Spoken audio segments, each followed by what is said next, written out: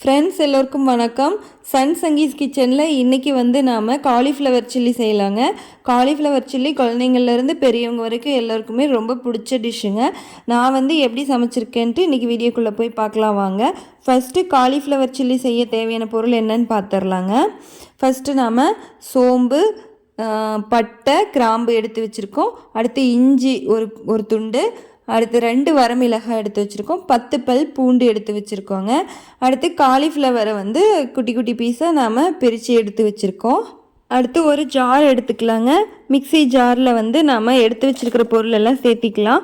இஞ்சி, பூண்டு, வரமிளகாய், சோம்பு, பட்டை, கிராம்பு இது எல்லாத்தையுமே சேர்த்தி கொஞ்சமாக நாம் மிளகும் சேர்த்திக்கலாங்க. தேவையான பொருள் காட்டும்போது நான் மிளகு சொல்லாம விட்டுட்டேன். மிளகும் கொஞ்சம் சேர்த்திக்கலாம் காரத்துக்கு.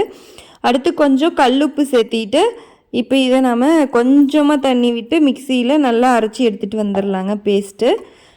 இதை அப்படியே வச்சிடலாம். அடுத்தது இன்னொரு பாத்திரத்தில் கொஞ்சம் தண்ணி விட்டு கொஞ்சம் கல்லுப்பு போட்டு சூடு பண்ணி எடுத்துக்கலாம். நல்லா சுட சுட இருக்கணும். இப்போ காலிஃப்ளவர் அந்த கல்லுப்பு போட்ட தண்ணியில் நல்லா ஒரு 5 நிமிஷம் ஊற விட்டு எடுத்துக்கலாம். ஏன்னா பூச்சி புழு இருந்தாலோ இல்லை மருந்து அடிச்சிருந்தாலோ அந்த எஃபெக்ட் கம்மியாக இருக்கிறதுக்காக. இப்போ கல்லுப்பு போட்ட தண்ணியில் சுடு தண்ணியில் போட்டு காலிஃப்ளவர் எடுத்து வச்சிட்டோம். இப்போ காலிஃப்ளவர் க்ளீன் ஆகிடுச்சுங்க. அடுத்தது நம்ம அரைச்சி வச்சுருந்த இஞ்சி பூண்டு பேஸ்ட்டு எல்லாத்தையும் நம்ம அந்த காலிஃப்ளவரில் கொட்டிக்கலாம். ஒரு முட்டை எடுத்து வச்சுருக்கேன். முட்டையும் இப்போ இது கூட சேர்த்திக்கலாம். இப்போ இது கூட நான் சில்லி பவுடர் போட்டிருக்கேன். இது என்ன சில்லி பவுடர்னால் அரிசி மாவு, கார்ன்ஃப்ளவர் மாவு, கடலை மாவு, கொஞ்சம் மிளகாய்த்தூள் கலந்த கலவைங்க. இப்போ இது எல்லாத்தையுமே நாம் நல்லா பிசைஞ்சு எடுத்துக்கலாம். அடியில் கொஞ்சம் தண்ணி அதிகமாக இருக்கிற மாதிரி இருக்குது. அதனால் கொஞ்சமாக நாம் கடலை மாவு சேர்த்திக்கலாம்.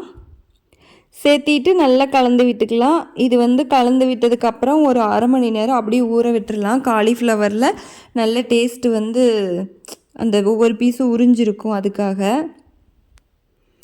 நல்லா ஊறிட்டுருக்கட்டும். இப்போ அடுப்பு ஆன் பண்ணி நாம் ஒரு பாத்திரத்தை வச்சு எண்ணெய் ஊற்றிக்கலாம். எண்ணெய் தேவையான அளவு ஊற்றியாச்சு. எண்ணெய் சூடானதுக்கப்புறம் நாம் எடுத்து வச்சுருக்கிற கலக்கி வச்சுருக்கிற காலிஃப்ளவரை சில்லி போட்டுக்கலாங்க.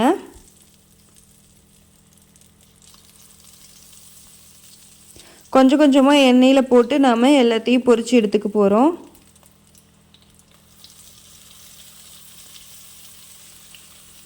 எண்ணெய் நல்லா காஞ்சதுக்கப்புறமா நாம் சில்லி போட்டோன்னா தான் சில்லி நல்லா மொறுமொறுன்னு கிறிஸ்பியாக கிடைக்கும். அதே சமயத்தில் எண்ணெய் அதிகமாக உரியாமல் இருக்கும்.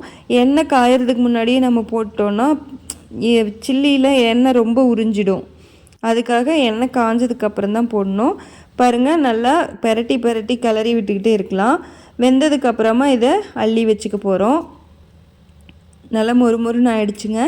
ஒரு 5 நிமிஷத்துலேயே வெந்துடும். அவ்வளோதாங்க, காலிஃப்ளவர் சில்லி மொறுமொறுன்னு ரெடி ஆகிடுச்சுங்க. பாருங்கள், நல்லாவே பூவாட்ட வெந்துருச்சு.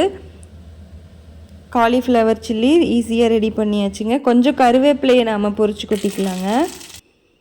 அவ்வளோதாங்க, காலிஃப்ளவர் சில்லி ரொம்ப சிம்பிளாகவும் ரொம்ப ஈஸியாக டேஸ்ட்டாக சமைச்சிருக்கோங்க.